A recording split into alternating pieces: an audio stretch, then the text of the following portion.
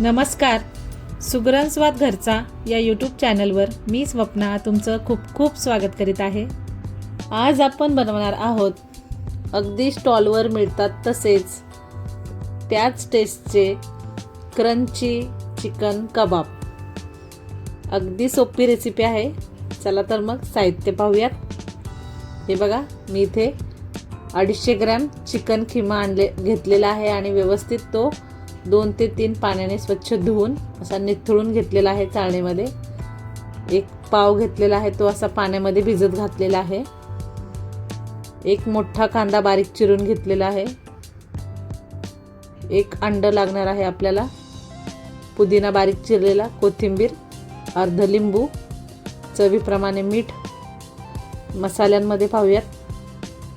इथे मी 1 चमचाभर धने छान असे कुटून घेतलेले आहेत. म्हणजे असे एकाचे 2 करायचे, बस, जास्त पावडर नाही करायची. आलं लसूणची पेस्ट, चिली फ्लेक्स, हिरव्या मिरच्या घेतलेल्या आहेत 3 ते 4 कट करून, लाल तिखट, धनेपूड, गरम मसाला आणि बेसन घेतलेलं आहे. भाजलेलं बेसन आहे ते 3 चमचे बेसन आहे. चला आता आपण खिमा जो आहे त्याला मॅरिनेट करायला घेऊयात. तर यामध्ये घालायचं आहे पहिल्यांदा मीठ,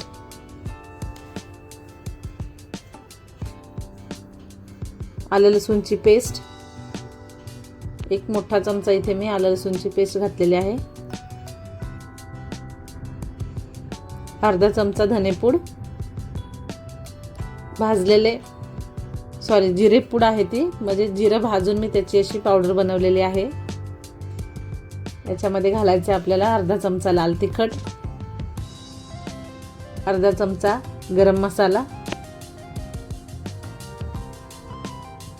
अर्धा चमचा चिली फ्लेक्स. इथे घालणार आहे मी हिरव्या मिरच्या कट करून घेतलेल्या. मिरच्या तुम्ही तुमच्या आवडीनुसार कमी जास्त घेऊ शकता. आणि इथे मी घालणार आहे चमचाभर कुटून घेतलेले धने.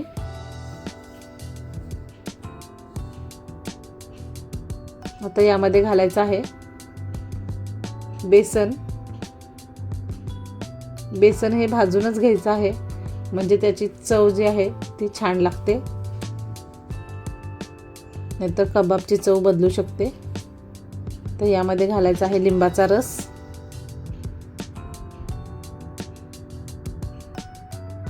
भरपूर अशी कोथिंबीर बारीक चिरलेली आणि पुदिना घातलेला आहे.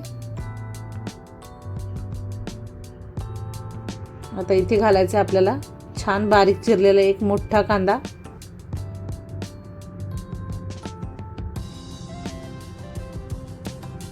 आणि इथे घालायचं आहे अंड. जर तुम्ही अंड खात नसाल तर नाही घातलं तरी चालेल.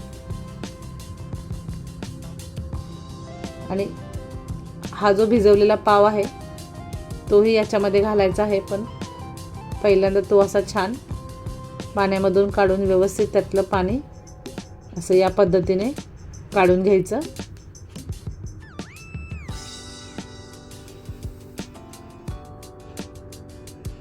गरज वाटल्यास तुम्ही 1 पाव किंवा 2 पावही वापरू शकता. जर तुम्हाला असं वाटेल तर घेऊ शकता. आता हे सर्व मिश्रण व्यवस्थित आपण एकजीव करून घेऊयात. म्हणजे आपला जो चिकन खिमा आहे त्यामध्ये हे सर्व मसाले असे छान व्यवस्थित एकजीव झाले पाहिजेत. हे बघा, या पद्धतीने छान हाताने स्मॅश करून व्यवस्थित एकजीव करायचं आहे. आणि हे मिश्रण आपल्याला कमीत कमी अर्धा तास फ्रीजमध्ये मॅरिनेट होण्यासाठी ठेवायचं आहे.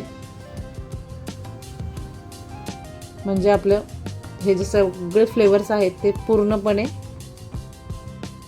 आपल्या चिकन खिम्यामध्ये छान उतरतील.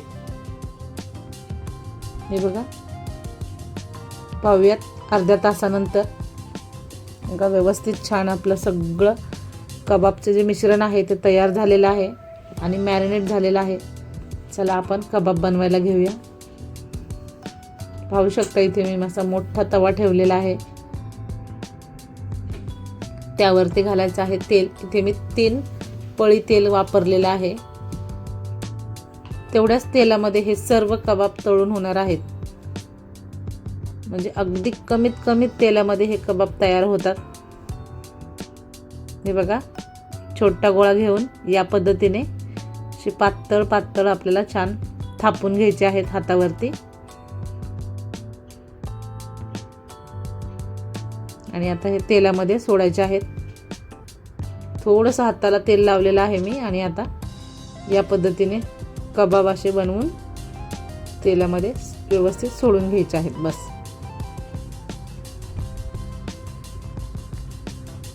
आणि मीडियम टू हाय हीटवरच आपल्याला छान कबाब फ्राय करायचे आहेत.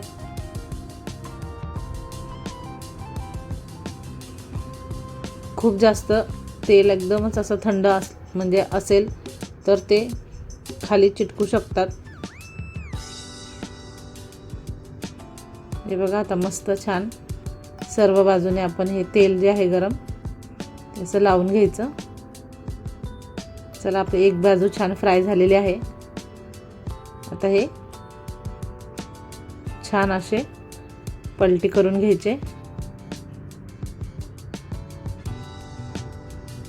हे बघा, पाहू शकताय मस्त खरपूस आपले कबाब एक साईडने छान फ्राय झाले आहेत.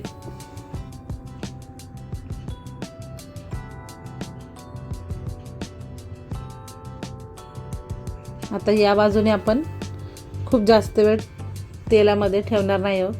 अगदी थोड्या वेळ म्हणजे अर्धा मिनिट असे फ्राय होऊ द्यायचे. आणि नंतर हे कबाब आपण तव्याचे असे साईडला लावणार आहोत. हीच स्टाईल आहे कबाब बनवण्याची. आपण नेहमी पाहतो बाहेर गेल्यावरती तव्यावरती कबाब असे लावलेले असतात आणि ते छान अशाच पद्धतीने तिथे कुकिंग प्रोसेस त्याची चालू असते कबाबची. म्हणून ते वरून क्रंची आणि आतून असे छान ज्युसी बनतात.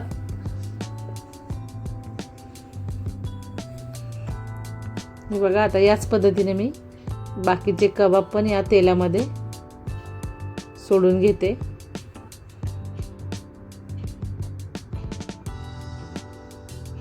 आणि आपण हे जे साईडला लावलेले जे कबाब आहेत त्याची पण कुकिंग प्रोसेस चालू आहे. म्हणजे ते छान असे पाहू शकताय तुम्ही अगदी क्रंची झालेले आहेत आणि आतून एकदम ज्युसी असे कबाब आपले तयार झालेले आहेत. आता याच पद्धतीने मी इथे सर्व कबाब बनवून घेणार आहे.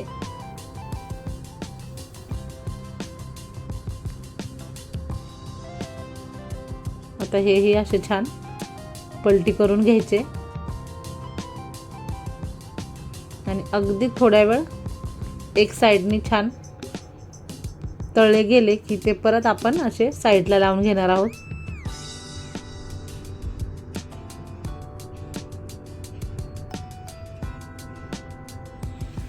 चला, आपण कबाब पावसाठी लागणारी जी चटणी आहे स्पेशल चटणी ती बनवायला घेऊयात. एका भांड्यामध्ये मिक्सरच्या मी घातलेली आहे भरपूर अशी कोथिंबीर देठासहित घातलेली आहे. भरपूर अशी पुदिन्याची पाने. इथे मी 3 लसणाच्या पाकळ्या घेतलेल्या आहेत. याच्यामध्ये घालायच्या आहेत हिरव्या मिरच्या. मी इथे 4 घातलेल्या आहेत. तुम्ही तुमच्या आवडीप्रमाणे कमी जास्त घेऊ शकता. आता यामध्ये अर्धा लिंबाचा रस मी घालणार आहे.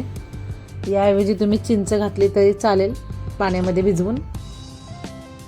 आता यामध्ये थोडंसं पाणी घालून छान अशी घट्टसर चटणी आपल्याला वाटून घ्यायची आहे.